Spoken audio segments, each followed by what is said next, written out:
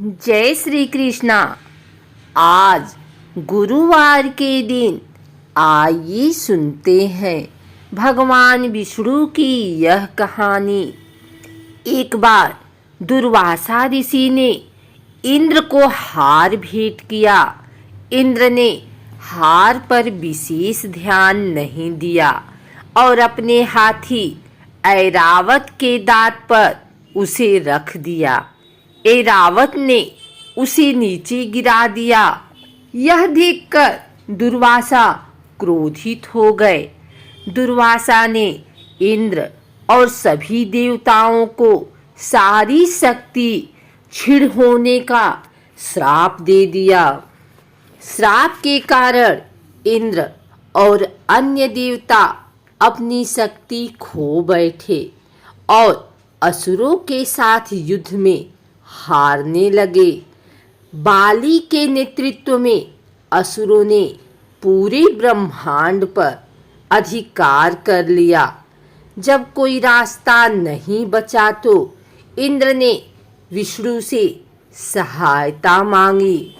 विष्णु ने देवताओं को उनकी शक्ति वापस दिलाने की एक योजना बनाई।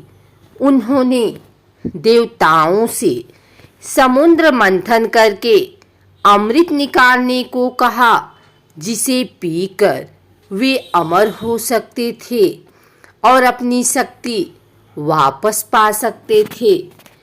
देवता तो शक्तिहीन हो चुके थे, इसलिए समुद्र मंथन के लिए उन्होंने असुरों से सहायता मांगी।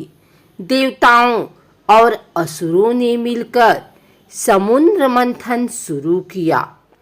विशाल पर्वत मंदरांचल को मछली बनाकर मंथन किया जाने लगा, लेकिन भारी पर्वत समुद्र में डूबने लगा। पर्वत को डूबने से बचाने के लिए विष्णु ने कछुए का रूप रख लिया और पर्वत को अपनी पीठ पर रख लिया। विष्णु के कछुए के रूप में आने को ही उनका दूसरा अवतार कूर्म अवतार कहा जाता है। मंदरांचल को थामने के लिए सहारा मिल गया तो विशाल नाम वासुकी को रस्सी की तरह लपेटकर मंथन शुरू किया गया। एक और देवता एक और असुर नाग को खींचने लगे। समुद्र मंथन शुरू हुआ तो भारी लहरें उठने लगी।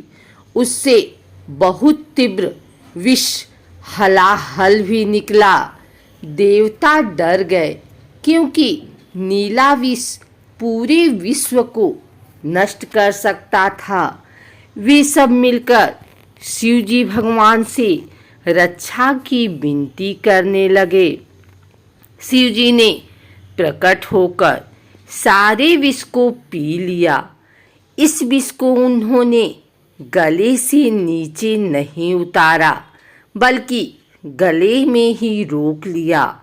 तभी से उनका गला नीला हो गया और वे नीलकंठ कहलाने लगे। मंथन शुरू हुआ तो समुद्र से बहुत सारे रत्न, आभूषण और उपहार निकलने लगे।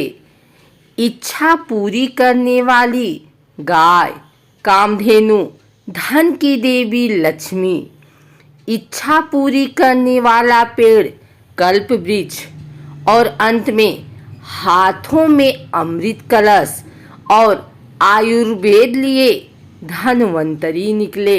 अमृत बाहर आते ही असुरों ने कलश को छीन लिया। देवता और असुरों के बीच भीषण युद्ध हुआ।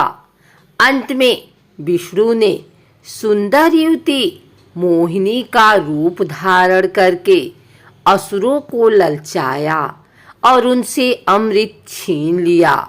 असुरों से अमृत लेकर विष्णु ने अपने पंखों वाले सारथी गरुड़ को दे दिया। गरुड़ ने जब कलश थामा तो कुछ अमृत छलक पड़ा। इससे अमृत की कुछ बूंदें उज्जैन, नासिक, इलाहाबाद और हरिद्वार में गिरी। कहते हैं कि इन बूंदों से भूमि पवित्र हो गई और हर साल कुंभ मेले में श्रद्धालु इन शहरों में आकर अपने पाप धोते हैं। देवता अमृत पाकर अमर हो गए। हालांकि कुछ अतुलनीय अमृत की बूंदें चखने में सफल हो गए थे, इसलिए वे भी अमर हो गए। दो असुर राहु और केतु अपना वेश बदलकर देवताओं के बीच बैठ गए। सूर्य और चंद्रमा ने उन्हें पहचान लिया और विष्णु से उनकी शिकायत कर दी। विष्णु ने सुदर्शन चक्र से उनके सिर काट दिए। तब तक अमृत उनके गले के नीचे नहीं उतर पाया था, इसलिए उनके सिर तो अमर हो गए, लेकिन शेषधर मर गया। इसी का बदला लेने के लिए राहु और केतु हर साल सूर्य ग्रहण और चंद्र ग्रहण के दौरान सूर्य और चंद्रमा को निगल लेते हैं। प्रहलाद का पोता बलि बहुत दानवीर था। उसकी परीक्षा लेने के लिए भगवान विष्णु वामन अवतार लिए। कठोरता करते हुए बलि पूरी पृथ्वी पर अधिकार करने की शक्ति हासिल कर ली थी। इंद्र और अन्य देवताओं को डर लगने लगा था कि कहीं बलि उन्हें भी पराजित ना कर दे।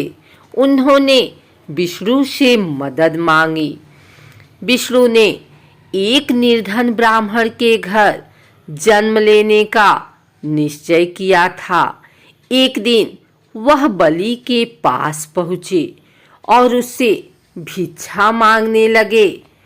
उस छोटे से बालक को देखकर बलि हर इच्छा पूरी करने को तैयार हो गया। वामन ने उससे 3 कदम भूमि मांग ली। बलि मान गया। वामन ने अपना आकार बढ़ाना शुरू कर दिया और 2 कदमों से पृथ्वी और आकाश को नाप लिया। तीसरा कदम रखने के लिए जगह नहीं बची तो बलि ने अपना सिर आगे कर दिया।